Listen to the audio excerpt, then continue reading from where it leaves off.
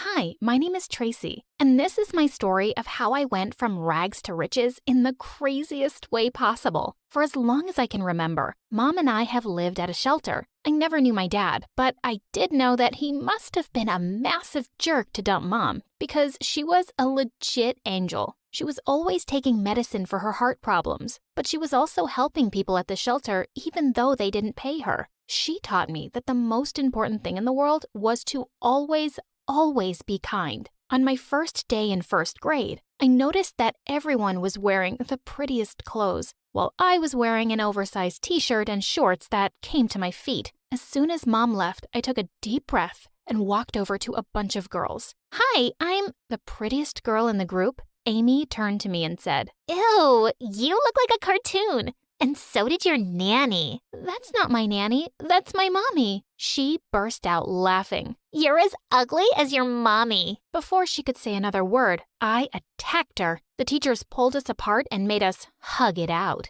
For the next few years, school continued like that. Amy became my biggest nemesis and was always trying to be a pain in my butt. One day when I was in the 8th grade, I was walking to school when I suddenly heard a strange scratching sound from behind the dumpster. I decided to take a look. It was an adorable little puppy trying to hide under an old cardboard box. I picked it up and wrapped it in my school jacket. Hey there, little guy. You lost? Just then, I noticed it was wearing a collar made of diamonds. Aw, baby. Someone loves you. Just then, a manic-looking man in a suit came running out and out of another alley. The minute he saw me, he charged straight towards me and snatched the puppy from my arms. Hey, what are you? Before I could finish, a woman dressed in really fancy clothes and heels came running after him, and she started screaming when she saw the puppy. Had these crazies broken out of some rich people's mental hospital? Oh, my kushushu, pushushu boo boo,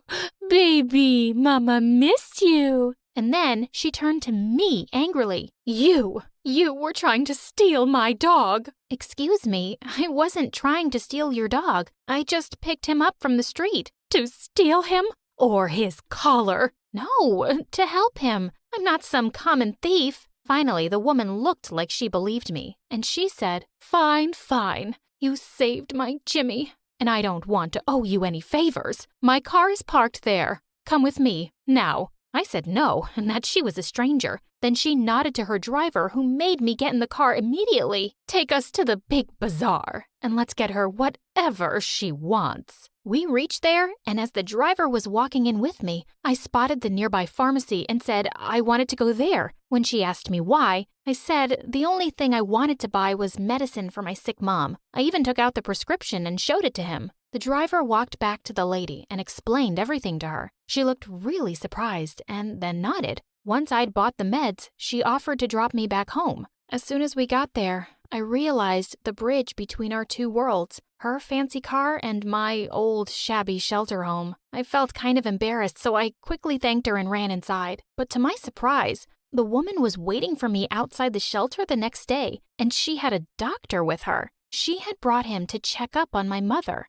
After a thorough examination, the doctor said the meds were not the right ones and he immediately changed them. After the new prescription, Mom started to feel better in a few days. I felt so happy and relieved. I called the woman up and thanked her for her kindness. She laughed and said, Don't go soft on me, kid. Consider this a favor repaid. I thought that was the end of it and I wouldn't see the woman again. But to my surprise, the next day her car was outside the shelter again. As soon as I saw her, I rushed towards her and hugged her. She hugged me back. I gave her a flower I'd picked up on my way, and her face lit up. Now that your mom is taken care of, I hope we can buy something for you today. We went inside the mall and had so much fun together. She took me to every boutique and shoe store in the mall. After I had literally shopped till I was ready to drop, she dragged me to the ice cream place, and then we went to the arcade. We spent hours playing every game we could, although she was even worse than I was. Over time, we grew quite close. One day when I went to school, Amy was lazily leaning against my locker waiting to torture me as usual. Hey, Patches.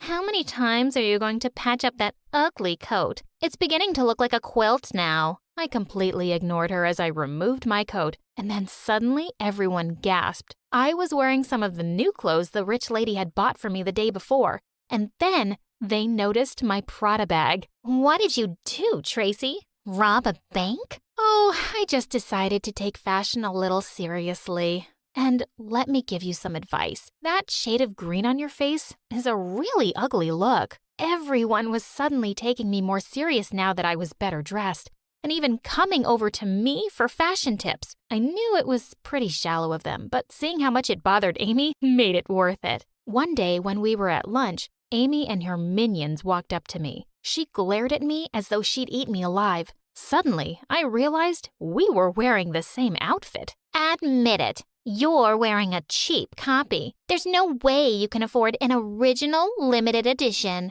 I don't know, Amy. Yours looks like the wrong shade of white. Are you sure you're not wearing a copy? The minions' eyes widened and they started to whisper, and Amy turned a horrible shade of red. How dare you!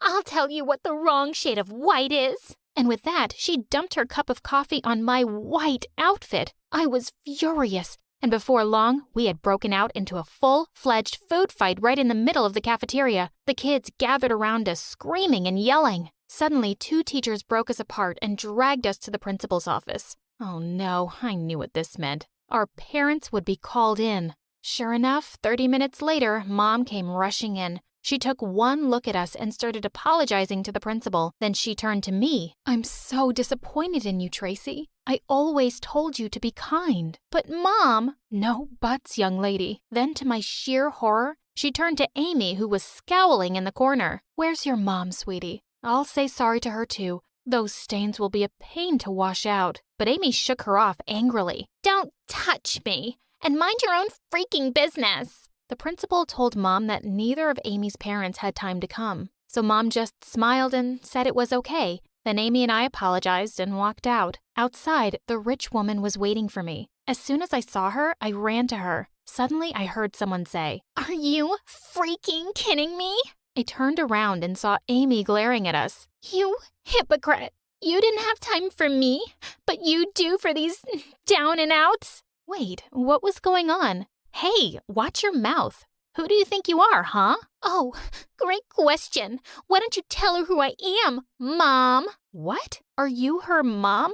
You said you didn't have any kids. Oh, am I dead to you for good? Amy, stop it. Amy stared at her mother with rage in her eyes. No, you don't get to tell me anything anymore. Don't act all mommy dearest now when you haven't even bothered to talk to me in ages. What? You don't talk to your own daughter? What kind of mother are you? Tracy, Amy, I can explain. I was all so confused and puzzled. She'd been going around acting like a great mom figure to me, while she acted like her own daughter didn't even exist. I just turned around abruptly and ran home. I kept ignoring the rich woman's texts and calls because I was still reeling with shock over what had happened. But eventually, I decided that she deserved a chance to explain herself. And I told her that I would meet her after school. But as I was heading out of school the next day, I felt someone pull me by the back of my shirt. It was Amy, looking like a psycho. And where do you think you're going? To meet my mother?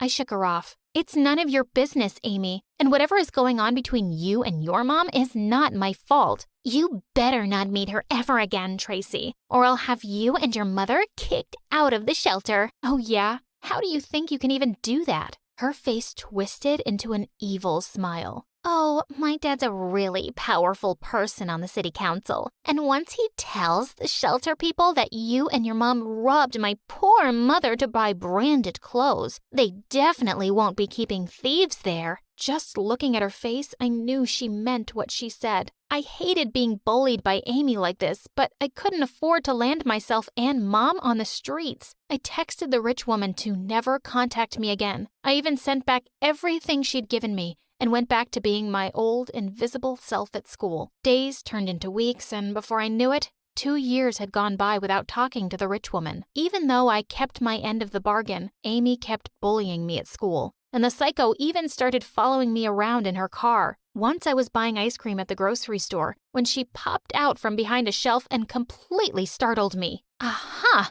That's my mother's favorite ice cream. I know you're still seeing her. She kept accusing me of still seeing her mom, and of course, nothing I said could convince her otherwise. I was just glad I was leaving school soon. On graduation day, I ran to hug Mom after receiving my high school diploma. I heard Amy's voice and turned to see her standing behind us. Aw, isn't this such a sweet mother-daughter moment? Sorry to ruin it, but I have some news that's too good to keep from you any longer. And with that, she shoved a paper in my hands, and Mom and I stared at it in horror.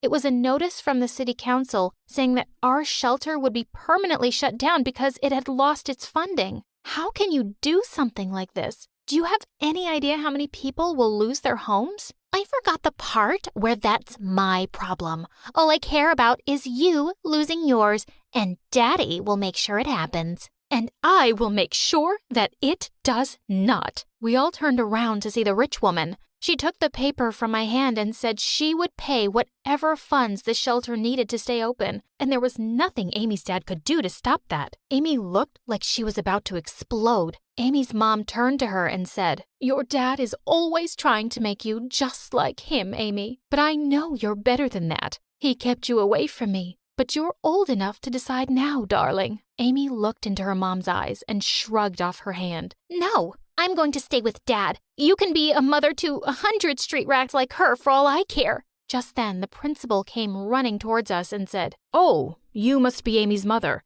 I've been waiting for one of her parents to show up.